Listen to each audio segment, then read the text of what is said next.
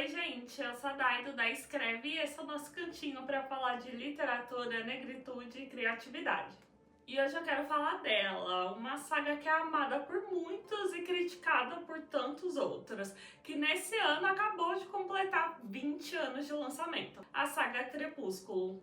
Sim, gente, já faz 20 anos que Edward, Bella e Jacob apareceram pela primeira vez nos livros e desde então muita coisa aconteceu. Entre críticas, polêmicas e um sucesso estrondoso, vale muito a pena a gente revisitar essa história com um olhar um pouco mais profundo. Então bora lá?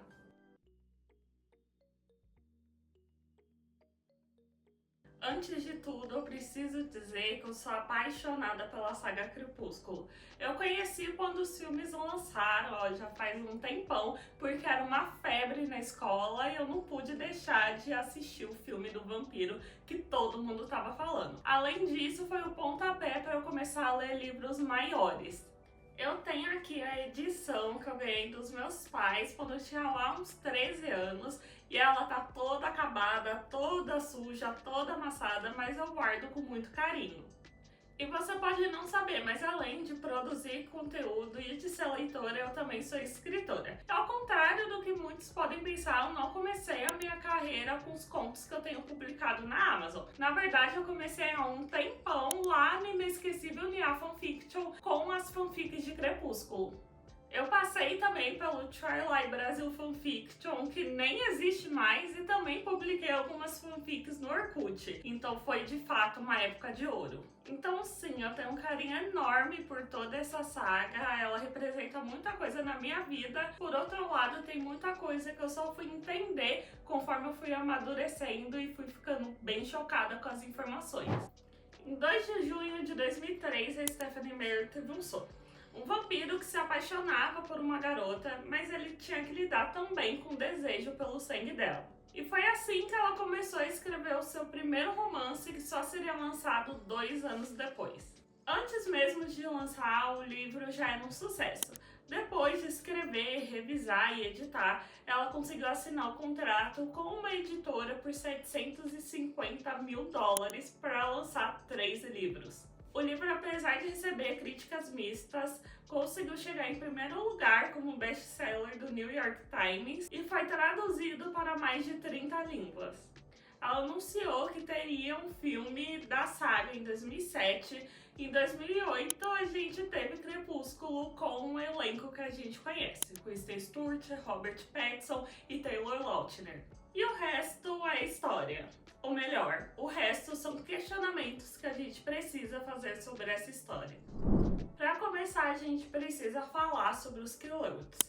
Nos livros e nos filmes, eles são a comunidade que o Jacob faz parte, que é composta por jovens que se transformam em lobos para proteger o seu território dos vampiros. A grande questão é que os Quileutes realmente existem na vida real. Eles de fato moram em Lapuche e têm as suas próprias línguas, comunidades, histórias, e tudo isso foi utilizado como base para Crepúsculo. O problema começa quando os Quileutes não ganharam nenhum centavo dos bilhões de dólares que a franquia gerou, mesmo sendo parte essencial para o andamento da narrativa. Além disso, apesar de usar o nome da comunidade do lugar que eles vivem, a autora mudou a história de origem deles, que conhecemos lá em Eclipse, contada pelo chefe dos Quileutes. Isso é a mesma coisa que usar o seu nome, o seu endereço, mas mudarem toda a sua personalidade quando vão falar de você. Faria muito mais sentido inventar algo do zero, não é? E também tem uma questão bem séria ali em sempre posicionar os Quileutes como os outros. Enquanto os Cullens são representados como elegantes, ricos e chiques, os Quileutes são representados como pessoas mais pobres, sempre de bermuda e sempre descalços. E ainda tem toda a questão de colocarem os Quileutes como pessoas muito agressivas e aqueles comentários bizarros sobre o cheiro dos lobos ser bem ruim. Para vocês entenderem um pouco mais sobre essa questão dos Quileutes e a representatividade indígena em Crepúsculo, eu recomendo que vocês vejam o vídeo da Maíra, que tá bem completinho. Ainda sobre o ponto da diversidade, dá pra gente perceber que não tem muitos personagens negros ou asiáticos na história, não é? No filme, a gente tem o Laurent, por exemplo, mas não pense que era para ser assim. A diretora do primeiro filme já falou em entrevistas que ela queria um elenco muito mais diverso, mas enfrentou resistências para isso. Ela fala que a Stephanie já tinha uma visão muito específica de como eram os vampiros, aquela coisa mais branca e reluzente, que eles ainda lembravam pessoas da vida dela. Mas como no livro o Laurent é descrito como um personagem que tem a pele oliva, essa foi a brecha perfeita para transformar ele em um personagem negro, porque pele oliva não quer dizer muita coisa. E a diretora disse que também tentou fazer a Alice ser uma personagem asiática, mas isso também não foi aprovado. Eu particularmente acho que seria incrível. No final, os personagens de outra etnia acabam ficando com os amigos que quase não aparecem e com o vilão. Lá em Amanhecer, a questão da etnia fica ainda mais evidente. Lá na parte 2 do filme, quando eles estão reunindo vampiros do mundo inteiro, a gente tem, por exemplo, a Zafrina. Na história, ela é descrita como uma personagem mais selvagem, até falam que os seus movimentos são mais animalescos, e olha só como ela é. Agora a gente precisa falar sobre outro ponto que também é polêmico, o passado do Jasper. Nos livros e no filme, a gente descobre que o Jasper foi um soldado confederado durante a Guerra Civil Americana antes de virar um vampiro. Mas o que isso realmente significa? A Confederação era formada por estados do sul dos Estados Unidos, que em 1861 decidiram se separar do país para manter o direito de terem escravos. Ou seja, os confederados lutavam para manter a escravidão, enquanto o norte, liderado por Abraham Lincoln, defendia a abolição. Então, quando a Stephanie Meyer coloca que o Jasper era um soldado confederado, ela está colocando ele como alguém que lutou na guerra do lado dos supremacistas brancos e que defendia a escravidão. O problema é que isso nunca é discutido na história. A saga mostra o Jasper como um personagem mais introspectivo, um guerreiro experiente, uma pessoa cheia de cicatrizes, mas nunca fala sobre o que ele defendia ou o que aquilo significava.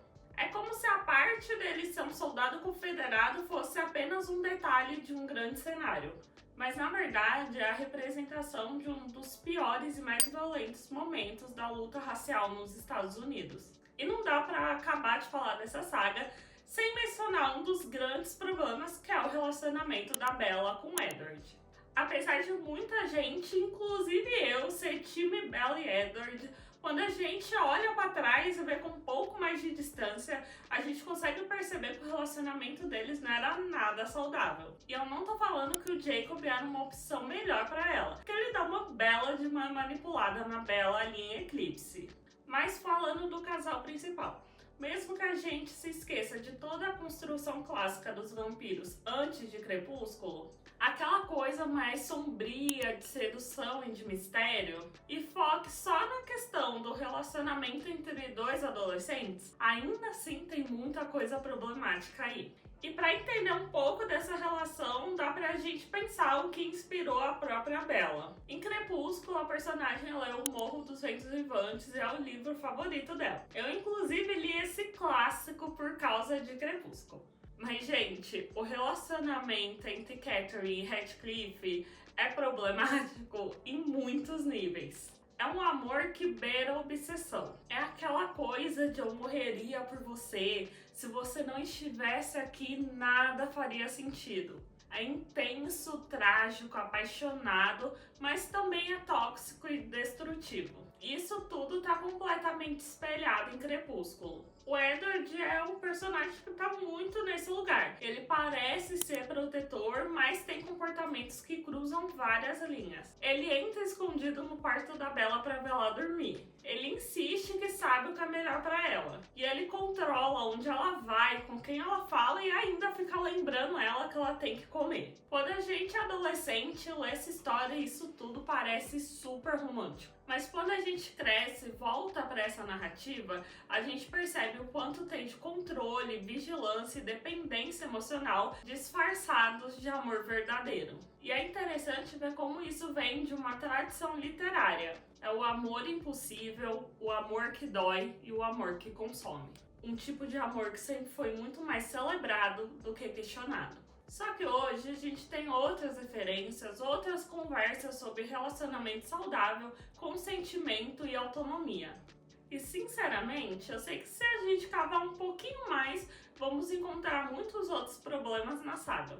E não dá pra gente simplesmente justificar que ela escreveu isso porque o livro foi escrito há anos. Porque a questão dos confederados, por exemplo, já era uma questão há muito tempo. A falta de diversidade também já era uma questão.